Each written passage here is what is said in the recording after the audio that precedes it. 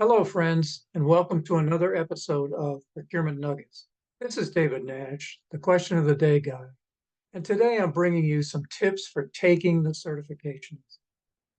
There are 175 questions on the CPPB and CPPO exams and 80 on each of the modules of the NIGP-CPP. The CPPB and CPPO exams are 3.5 hours in length, and the NIGP CPP exams are 2 hours per module. There are 4 answers for each question. That means there are hundreds of answers with bits and pieces of good information that you can use to your benefit. The way you take advantage of that is by skipping questions and coming back to them later. By skipping something you don't know at the moment, a later set of answers may jog your memory and provide you with the right answer to an earlier question. I can't emphasize enough how important it is to read the question completely. You may think you know the answer halfway through the question, but the second part of it can make the difference between choosing the right or wrong answer. You may feel pressured to hurry because of the size of the exams, feeling anxious or stressed, but it's not necessary. There's plenty of time. Many people have reported that they even had time to go back and review their answers before logging out of the exam. However, a nice way to get a good rhythm going initially is to skip the wordier questions and answer the shorter ones. Remember, you can skip and come back later. The standard belief for many years has been that your first instinctive answer is the most accurate. More recent research has shown that this is not true. You will have time to go back over the exam. If reading another question has jogged something in your mind to where you think an answer you've entered is wrong, then by all means change it. And it's also important to leave your agency hat at the office, at home, or certainly in your car when you get to the examination center.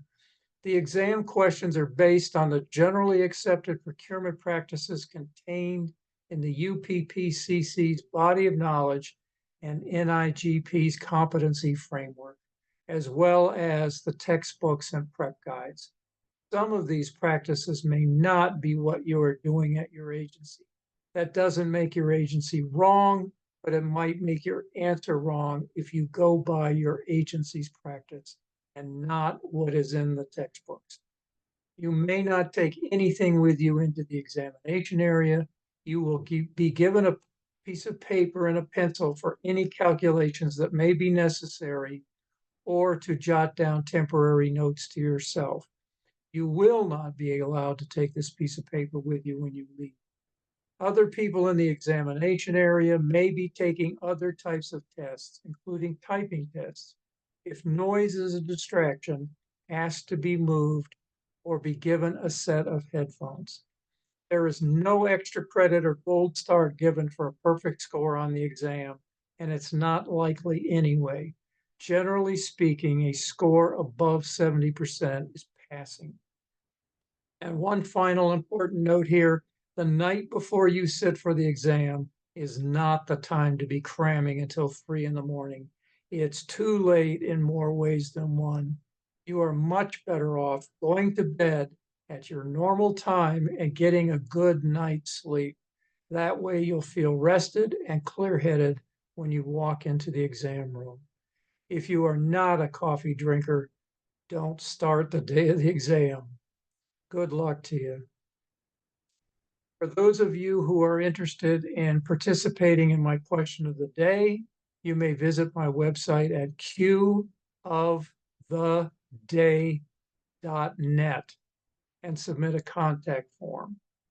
I send out a question 5 days a week to whichever email address you put on the contact form.